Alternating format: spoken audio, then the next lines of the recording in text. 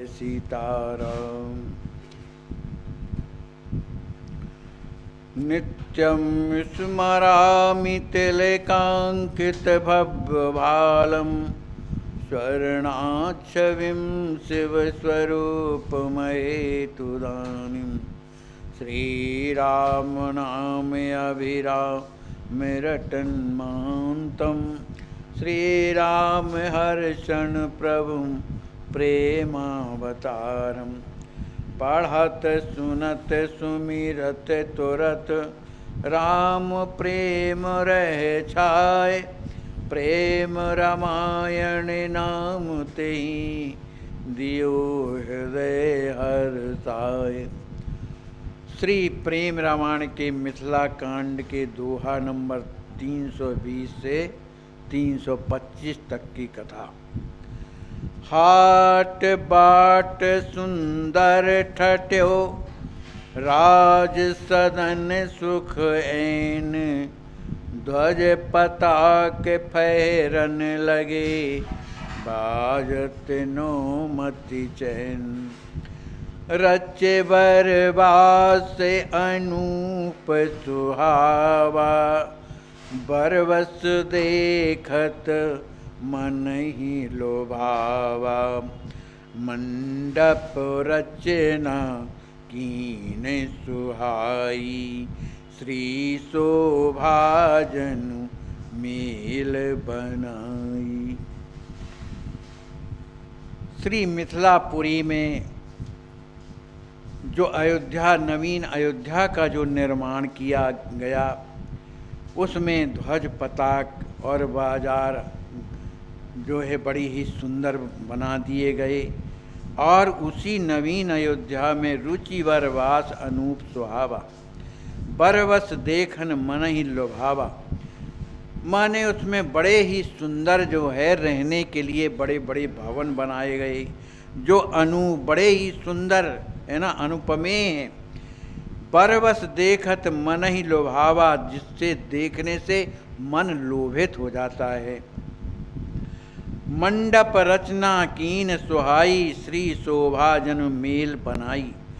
जो विवाह मंडप बनाया गया वो इतना सुंदर था जैसे श्री माने वैभव और शोभा दोनों को जनु मेल बनाई। माने वैभव और शोभा दोनों को मिला करके बढ़िया सुंदर विवाह मंडप बनाया गया जनकपुरी में। बर दुल्हन तह जहाँ श्याम स्वश्यामा ब्रह्म शक्ति बपु धरे ललामा। रघु किशोर प्रिय जनक किशोरी जासु अंश जग छटत लखोरी। जहाँ पर श्री राम जी महाराज दूल्हा के रूप में हों और श्री राज किशोरी जी दुल्हन के रूप में हों, जो ब्रह्म और शक्ति दोनों हैं, ब्रह्म और शक्ति बपु धरे ललामा, जो ब्रह्म और शक्ति हैं दोनों जो है बहुत ही सुंदर स्वरूप धारण किए हुए हैं। रघु किशोर श्री रघु माने श्री राम जी महाराज और प्रिय जनक किशोरी श्री राज किशोरी सीता जी है। इन्हीं के जासवंश इन्हीं के अंश से जग छटा लखोरी। संसार में जो भी सुंदरता दिखाई दे रही है उन्हीं की छोटे से अंश की कला से दिखाई दे रही है। ते ही बेतान की कहत सुशोभा गणप शारदा अहे मति शोभा।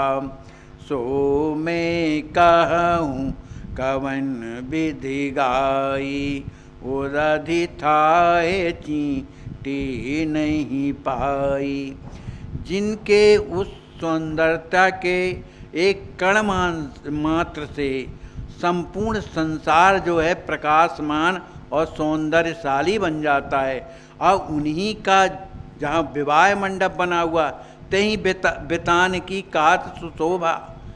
उस विवाह मंडप की जो शोभा है कौन कह सकता है।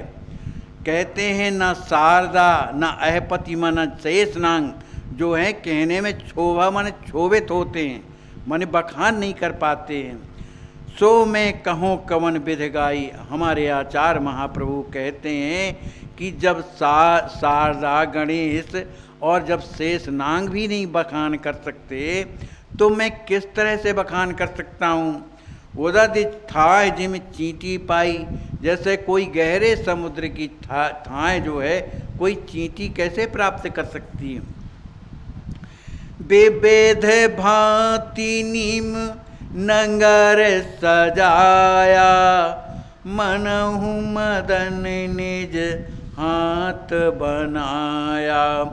रिद्ध सिद्ध युत पुरे सुहाई, शिव सुरेश विधि लोक बनाई। विविध भांति निमि नगर सजाया, जो मिथिलापुरी है निमि महाराज जो विदेह राज जी महाराज हैं उनकी जो पुरी है वो अनेक प्रकार से बड़ी ही सुंदर उसकी सजावट की गई।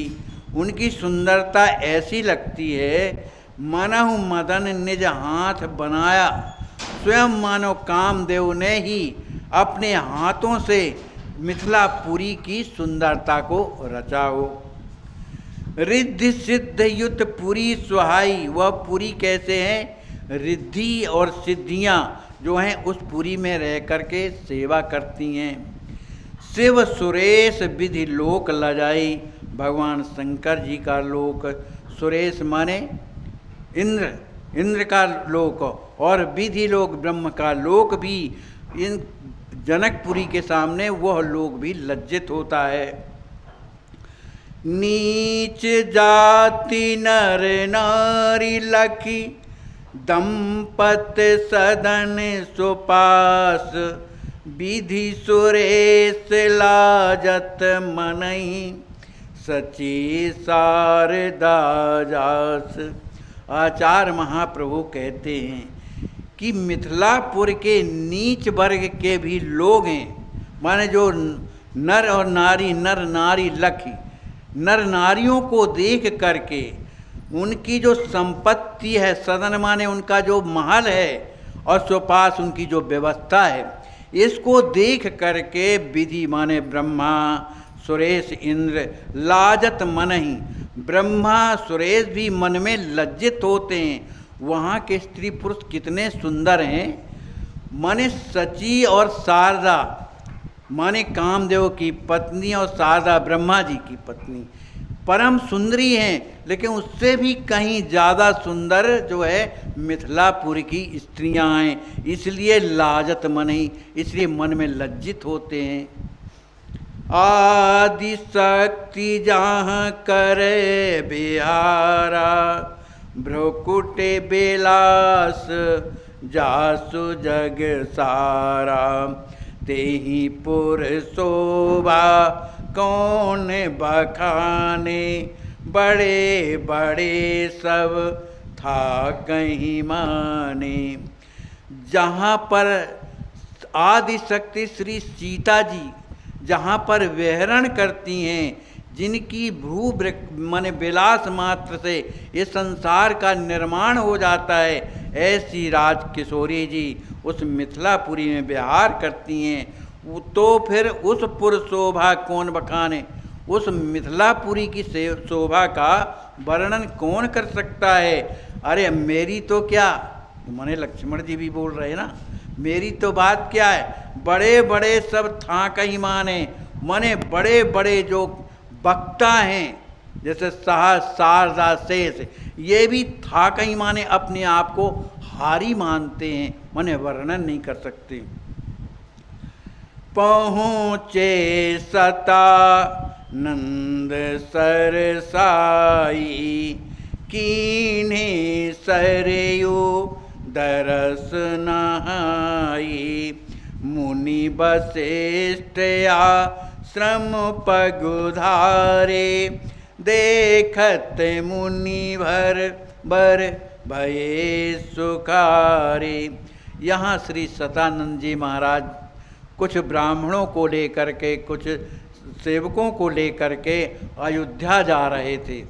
तो अयोध्या में क्यों जा रहे थे, यहाँ श्री राम जी महाराज ने जो धनुष तोड़ दिया है उसके लिए कि महाराज दशरथ वहाँ से बारात लेकर के जनकपुर पधारें सभी रानियों के साथ। इस तरह के संदेशा लेकर के वहाँ जब पहुँचते हैं अयोध्या में, तो उन्हें पहले दर्शन श्री सरजू जी का हुआ।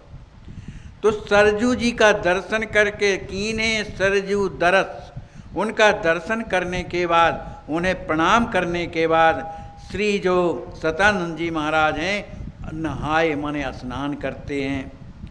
मुनि वशिष्ठ आश्रम पगुधारे, इसके बाद स्नान करने के बाद वशिष्ठ मुनि महाराज के माने जो गुरुदेव हैं दशरथ जी महाराज के, उनके आश्रम में पधारे।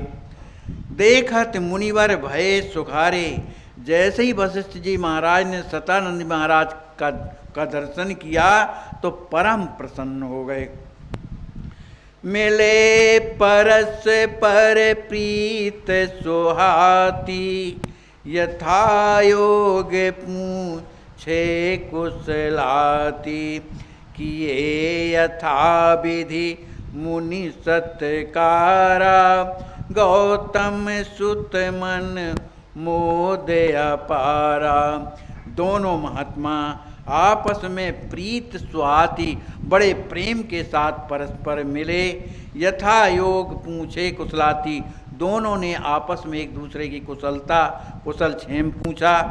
किए यथा विधि मुनि सत्कारा, श्री वशिष्ठ जी महाराज ने जैसा सत्कार होना चाहिए उस तरह का सत्कार जो है सतानंद जी महाराज का किया।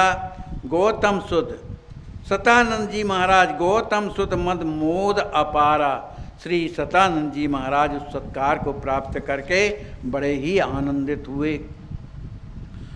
असन आराम कीन्हे सुख पैठे, बहुर दो शुभ आसन बैठे, जनक पुरोहित विनय सुनाई, यथा गाध सुत कहे बुझाई।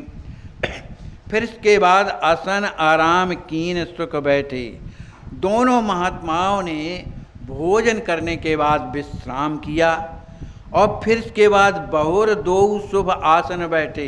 फिर इसके बाद दोनों मन सतानंद जी महाराज श्री वशिष्ठ जी महाराज सुंदर आसन पर विराजमान हो गए।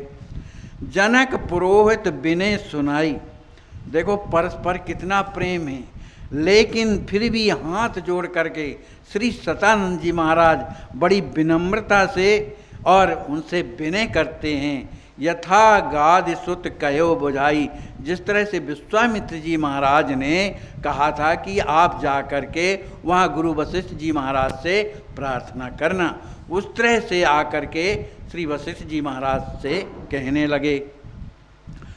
मुनि वशिष्ठ आनंद सनि, राम लखन सुध पाए, भय मगन प्रभु प्रेम नयन नीर पुलकाय।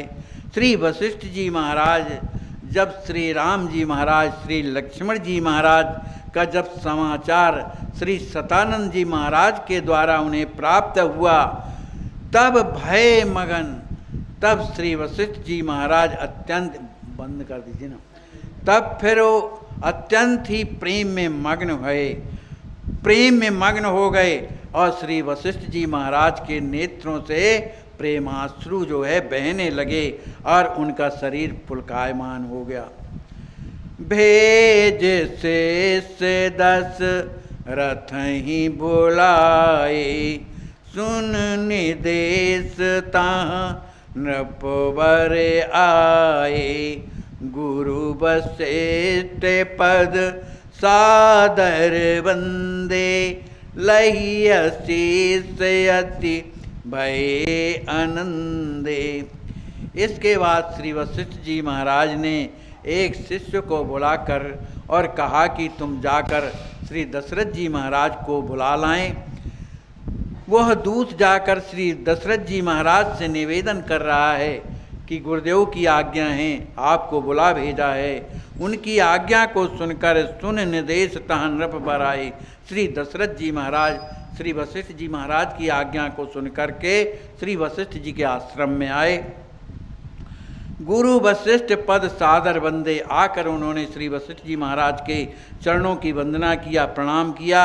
लई अशीष अति भये आनंदे, श्री उनका आशीर्वाद प्राप्त कर, वशिष्ठ जी महाराज का आशीर्वाद प्राप्त करके और उनके हृदय में बड़ी प्रसन्नता हुई।